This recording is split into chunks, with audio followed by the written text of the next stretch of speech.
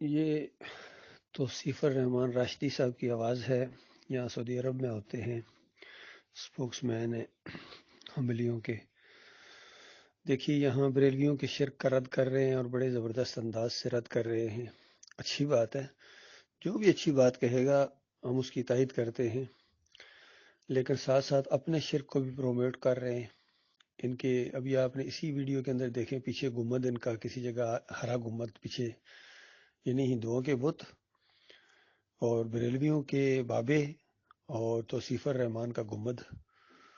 بتاؤ کیا فرق ہے اللہ کے بندو؟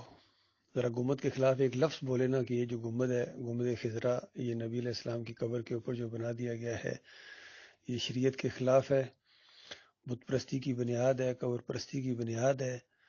اور آج پوری دنیا میں جہاں بھی آپ کسی گنبد کی مخالفت کریں گے کہ یہ گنبد نہیں ہونا چاہیے، فوراً کہیں گے کہ پھر وہ جو مدینے میں مسجد نبوی کے اندر وہ جو نبی علیہ السلام کی قبر کے اوپر ہے وہ بھی تو گنبد ہے. اگر وہ جائز ہے تو پھر یہ ناجائز کیوں ہے؟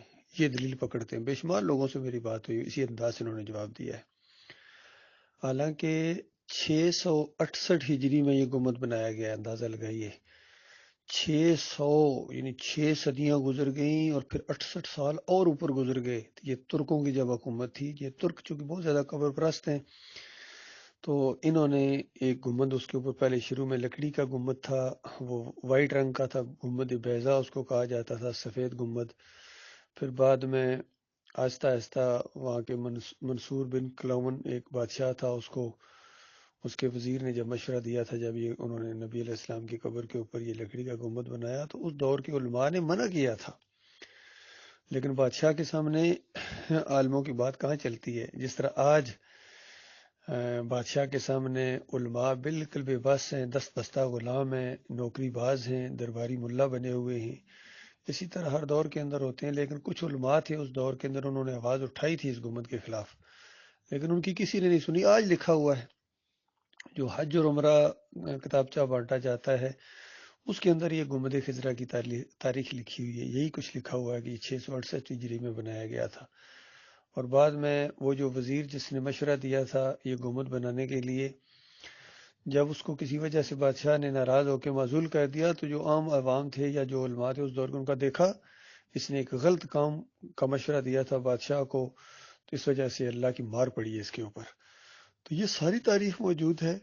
اس کے خلاف ذرا بولے نا توصیف الرحمان راشدی صاحب، کبھی بھی نہیں بولیں گے، کیونکہ نوکری خطرے میں ہے. یہ ہوتا ہے جب اجرت کا ذریعہ بن جائے دین، پھر حق نہیں بندہ بیان کر سکتا ہے جب آپ کا پیٹ دین کے ساتھ لٹک جائے.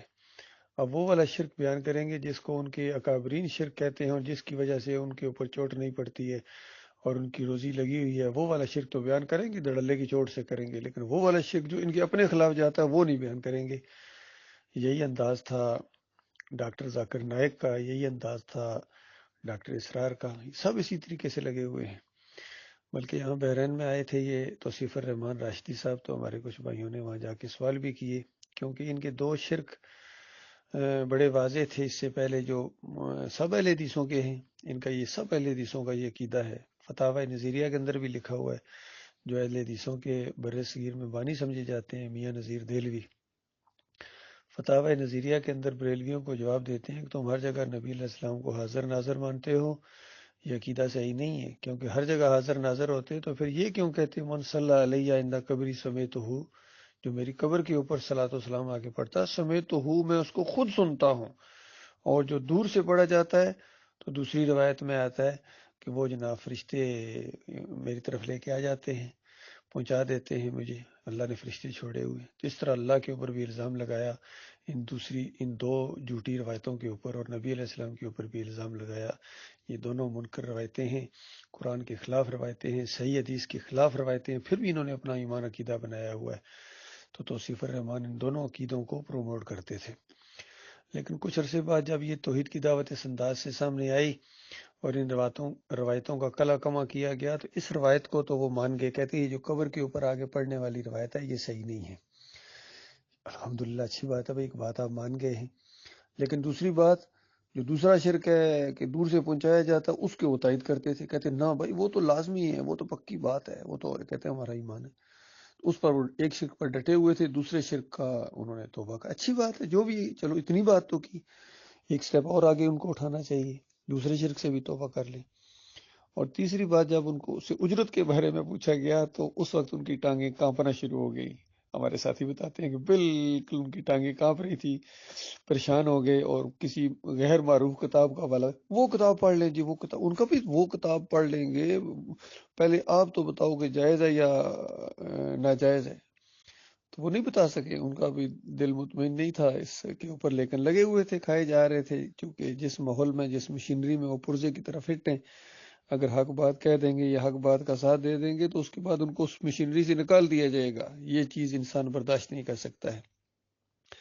ہمیشہ کی آگ میں تو یہ برداشت کر لیں گے اس کو، آگ کے اوپر کس طرح صابر ہیں.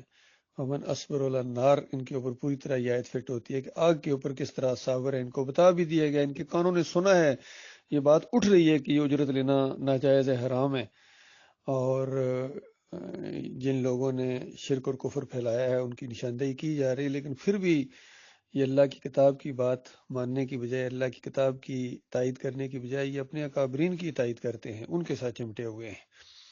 یہ بہت بڑا انہوں نے فیصلہ کیا ہے، آخرت کو برباد کیا ہے انہوں نے، دنیا بھی ان کی گئی اور آخرت بھی ان کے برباد ہے. اللہ تعالیٰ ایسے فریب سے، شیطان کے ایسے وار سے اللہ تعالیٰ اپنی پناہ میں رکھے.